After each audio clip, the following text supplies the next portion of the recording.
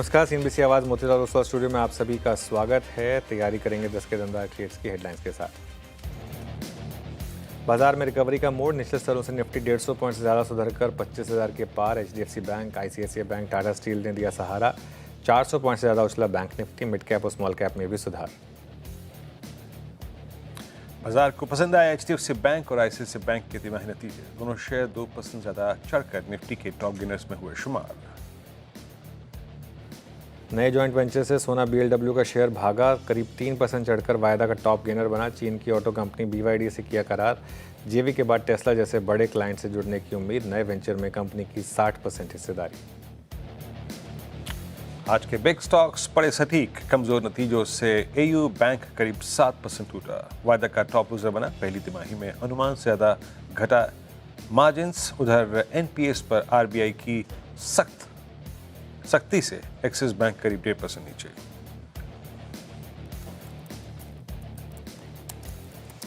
Okay, चलिए फिर अब एक काम करते हैं, लिस्टिंग दिखा देते हैं आपको। जो आज लिस्टिंग हुई, एक काफ़ी शानदार ये इशू सब्सक्रिप्शन में था और 28% के प्रीमियम के साथ एंथम बायोसाइंसेस की अच्छी लिस्टिंग है यहाँ पर। वॉल्यूम देखिए, करीब 1 करोड़ शेयर के करीब वॉल्यूम हो चुका है यहाँ पर। बीएससी का रेट नहीं आ रहा तो हटा देते हैं उसको, जरूरी नहीं है कि ज़ीरो दिखाया जाए। सिर्फ एनएससी का रेट रखिए, हटा दीजिए उसको। और 28% ऊपर इस समय आपको ट्रेड करता हुआ दिखाई देगा एंथम बायोसाइंसेस का स्टॉक। चलिए अब आपको बताते हैं 10 के दमदार ट्रेड्स में आज हमारे साथ कौन रहेंगे। आशीष बहेती जी और मानस जायसवाल पिछले शो से हमारे साथ बने हुए हैं। अमित सेठ और सौमिल मेहता भी अपने टॉप ट्रेड्स के साथ जुड़ेंगे। मार्केट आउटलुक पर एएसके हेड सॉल्यूशंस के सीईओ वैभव सांघवी होंगे और बाजार के टेक्निकल्स पर बात करने के लिए जेएम फाइनेंशियल सर्विसेज के director and head of research Rahul Sharma हमारे साथ होंगे। एक नज़र ज़रा मार्केट की, और आज का एक्चुअली मैं बताऊं तो हमारा stock of the day HDFC Bank है। No questions asked. सुबह और इवन वीकेंड पे लोगों को लग रहा था कि नंबर्स कैसे हैं, एक व्यू लिया गया था यहाँ पर आवाज़ पर कि नहीं, नंबर्स बुरे नहीं हैं, नंबर्स अच्छे हैं।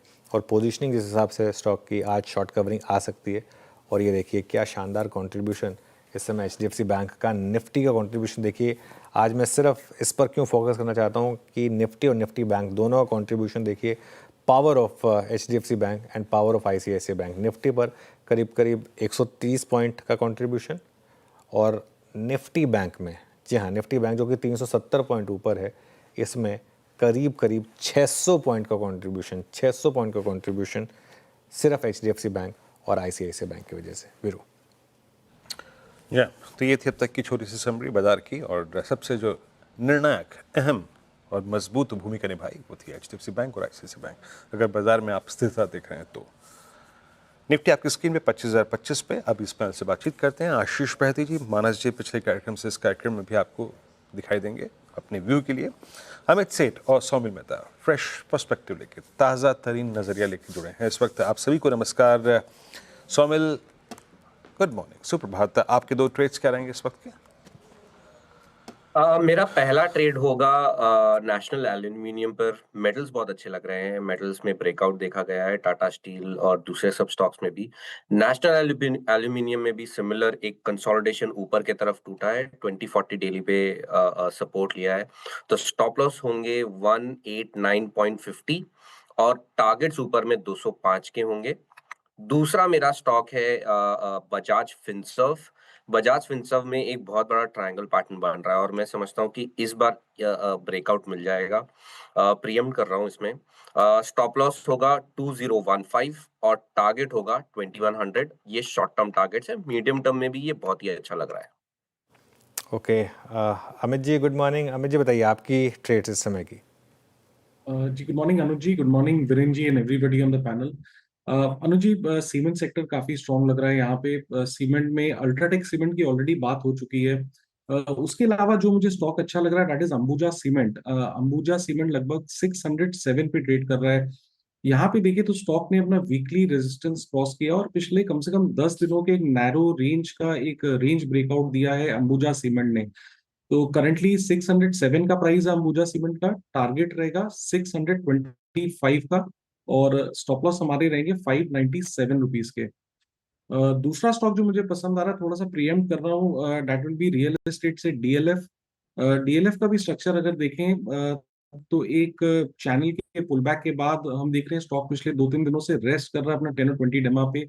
यहाँ पे एक बहुत टाइट रेंज कंसोलिडेशन है, और जिस हिसाब से स्ट्रक्चर प्लेस्ड है, आई थिंक यहाँ पे एक ब्रेकआउट ड्यू है। लगभग 846 का प्राइस है, टारगेट्स रहेंगे 870 870 के, और स्टॉप लॉस रहेगा 836 का।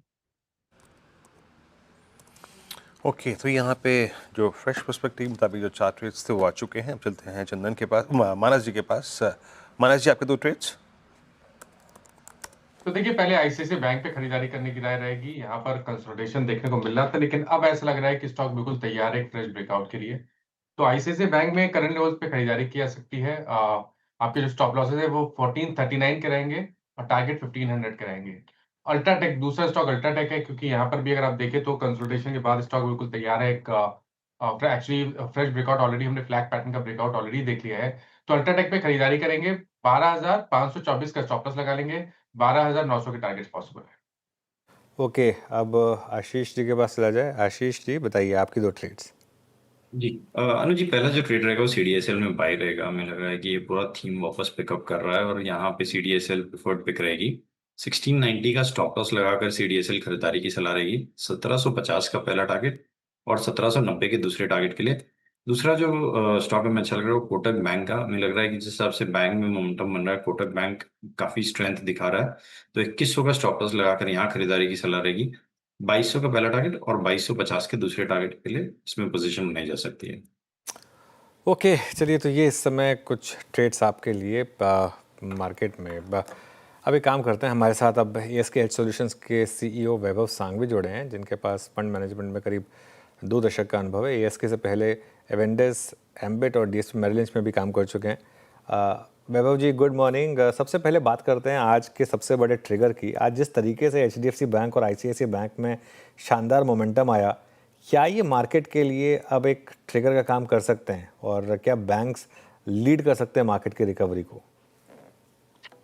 अनुज, गोइंग इनटू दी नंबर्स अगर हम देखें तो एक ब्रॉडर एक्सपेक्टेशन था कि मोस्ट ऑफ द बैंक्स में काफी बड़ा प्रेशर रहेगा नेट इंटरेस्ट मार्जिन्स में, और उसी के कारण हम प्रॉफिटेबिलिटी में थोड़ा प्रेशर देख सकते थे। ऑल्सो ये भी एक एक्सपेक्टेशन था कि asset quality specially on the MFI side I think थोड़ी ज्यादा प्रेशर में रहेगी। सो broadly going into the numbers, banking as a sector were marginally underweight in that sense.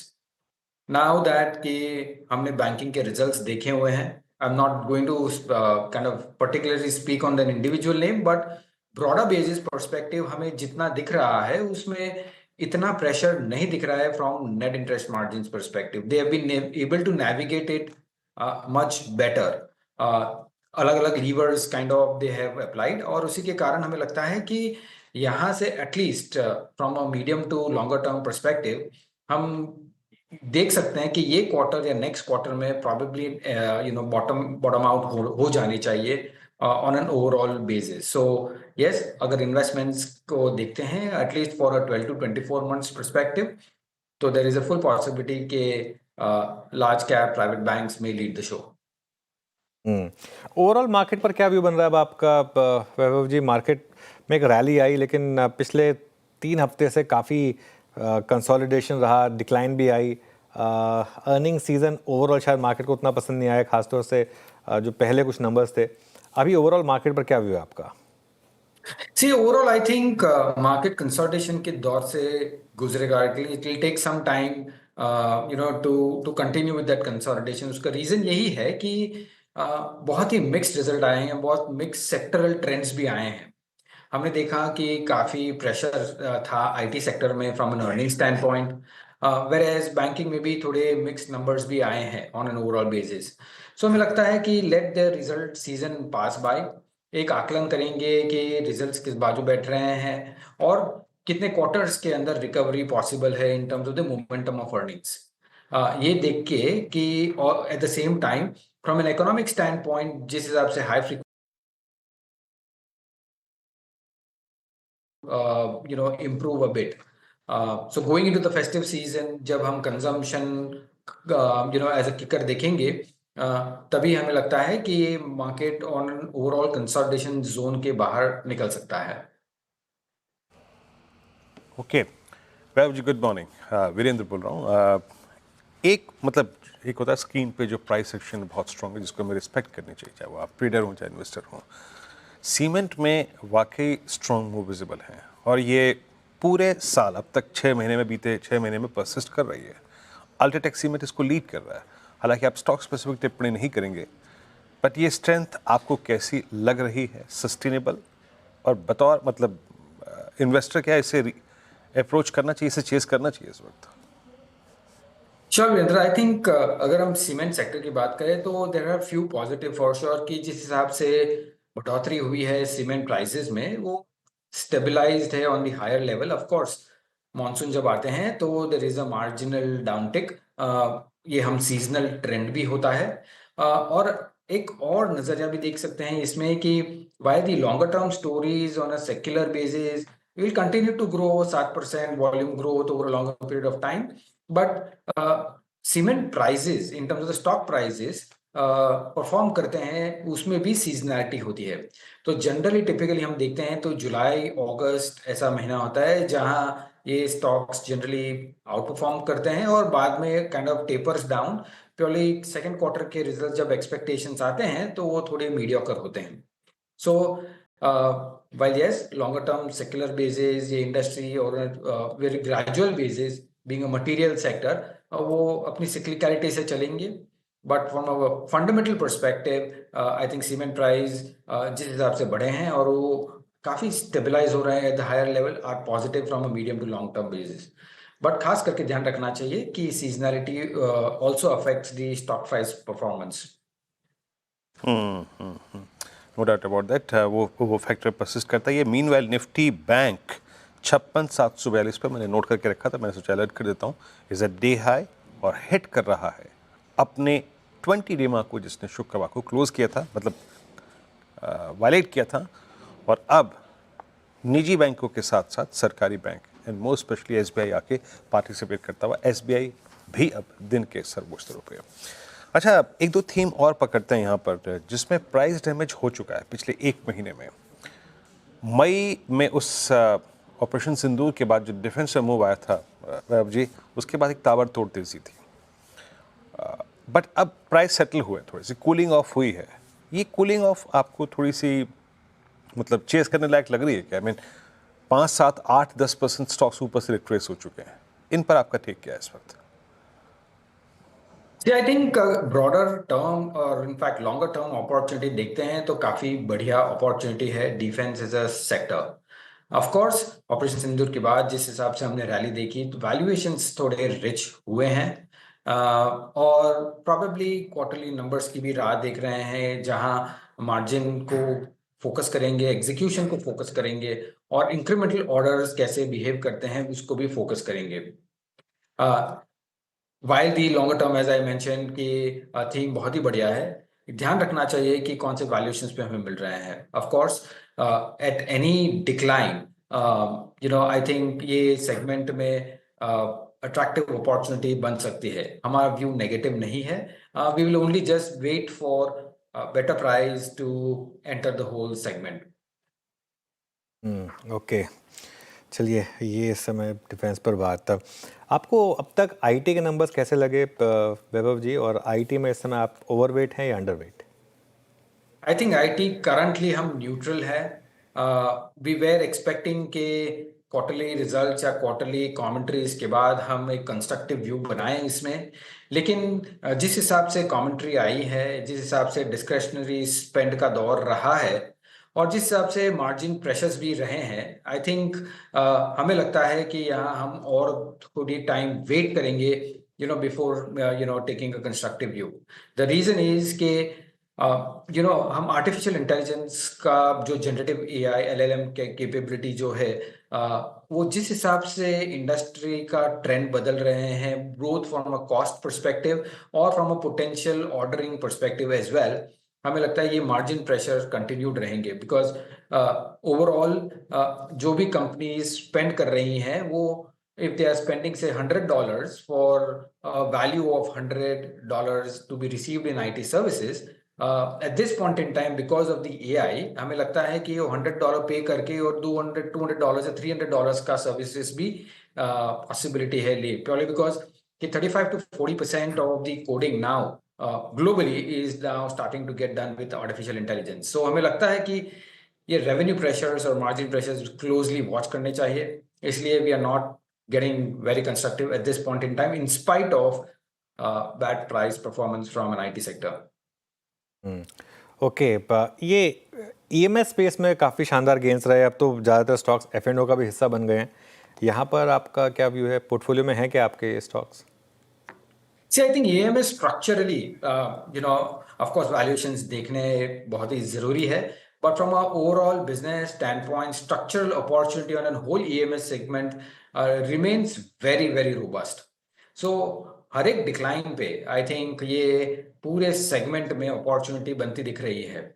Now every individual stock has different segments, कोई AC का exposure होता है, किसका circuits का एक्सपोजर है। सो अलग अलग कैटेगरीज में सिक्लिकलिटी पॉसिबली आ सकती है शॉर्टर टर्म के लिए, बट वो सिक्लिकलिटी या शॉर्टर टर्म वीकनेस एक अपॉर्चुनिटी की तरह देख के आई थिंक अच्छे प्राइस पॉइंट पे एंटर करना मुनासिब हम समझते हैं। तो आई थिंक ये segment on an overall basis, longer term basis perspective हमें बहुत ही एक्साइटिंग लगता है।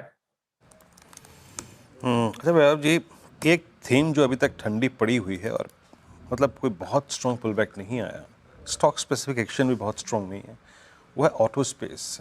अभी मतलब ऑटो में कर क्या रहे हैं आप? हालांकि टेस्ला का आना, उनका एक पहला शोरूम मुंबई में खुलना, लेकिन सीधे सीधे प्राइस वॉर तो कोई है ही नहीं। आई मीन डिफरेंशियल है बहुत बड़ा हमारी टाटा मोटर्स, M&M, मारुति की गाड़ियों से, तो वो चीज़ तो परसिस्ट नहीं करती। बट ओवरऑल बड़ा ठंडा सा है स्पेस ही। कुछ शॉर्ट कवरिंग स्विंग विजिबल होते हैं लेकिन ज़्यादा नहीं वो भी। तो इसमें डिफरेंट सेगमेंट्स को आप कैसे अप्रोच कर रहे हैं, कॉमर्शियल को, पैसेंजर व्हीकल को, या फिर टू व्हीलर स्पेस को?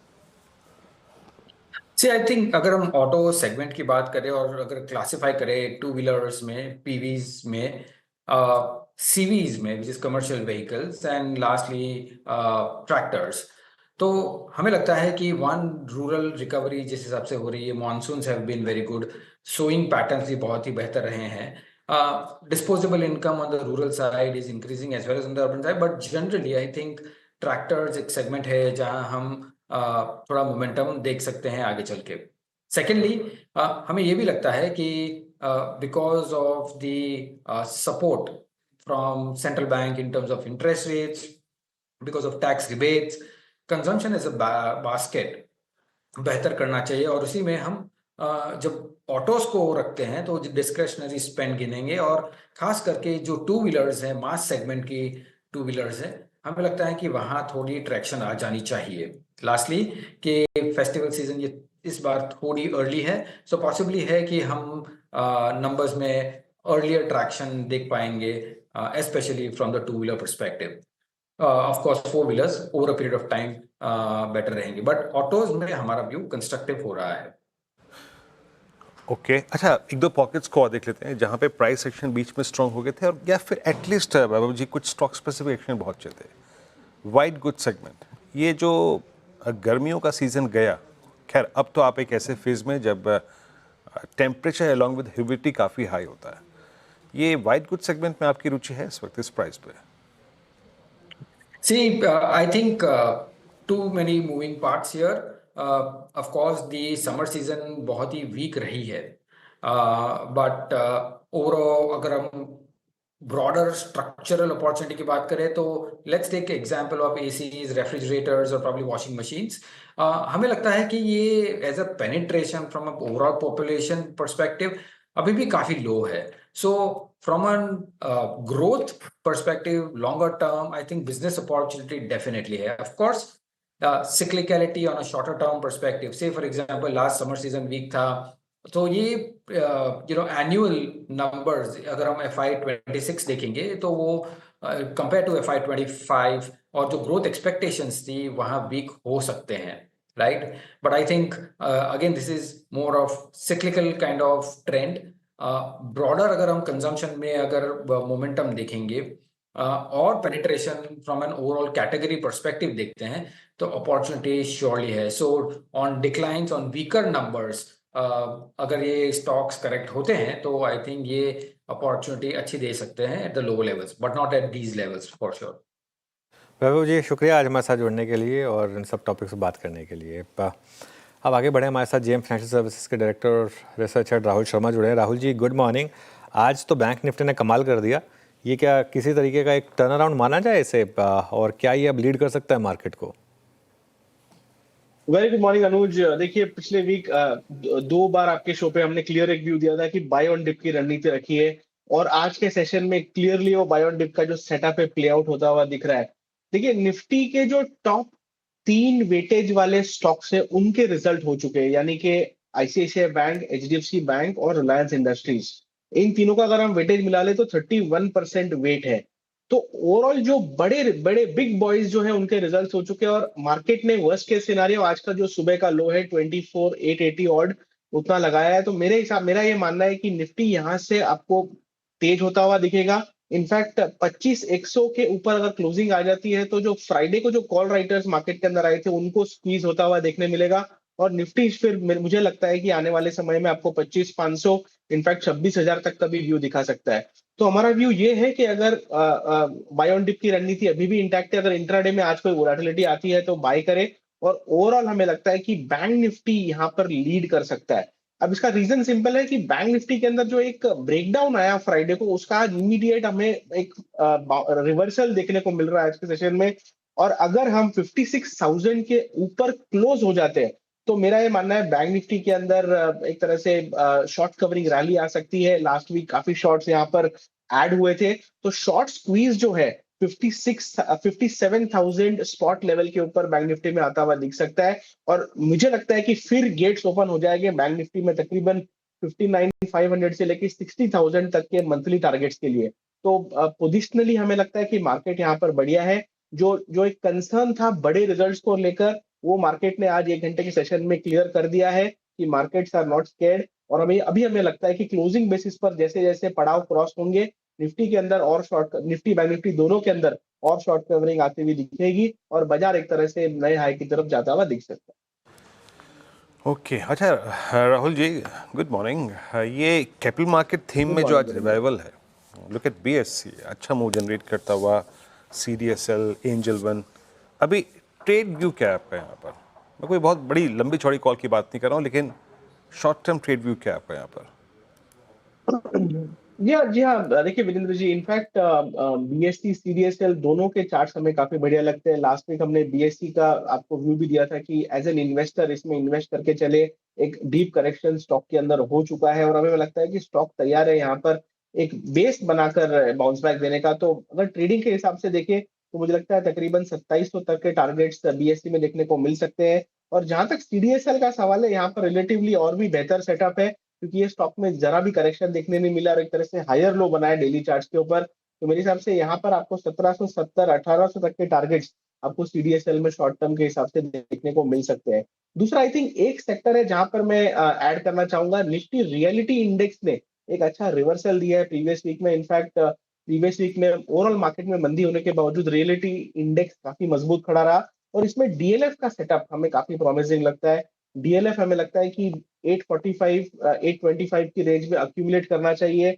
800 के स्टॉप लॉस से इसे लॉन्ग कीजिए, और हमें लगता है कि मंथली एक्सपायरी तक, यानी कि आने वाले 10 दिन में तकरीबन आपको 880 900 तक के लेवल्स डीएलएफ में देखने को मिल सकते हैं। तो रियल एस्टेट स्पेस हमें काफी अच्छा लगता है टेक्निकल रूप से। और दूसरा, एक फाइनेंशियल्स में बजाज फाइनेंस का सेटअप काफी प्रॉमिसिंग है। इनफैक्ट एक ट्रायंगल पैटर्न यहाँ पर बना हुआ है, और आज के सेशन में काफी मजबूती भी देखने को मिल रही है। बजाज फाइनेंस हमें लगता है तकरीबन 1000 रुपए तक के टारगेट्स आपको दिखा सकता है।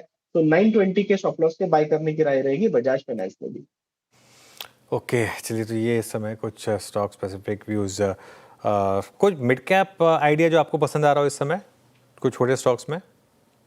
जी हाँ, देखिए पीएसयू बैंक्स में हमारा ओवरऑल व्यू पॉजिटिव है, और पीएसयू बैंक्स में जो मिड कैप स्टॉक्स है, जैसे खास करके महाराष्ट्र बैंक का सेटअप हमें यहाँ पर काफी अच्छा लगता है।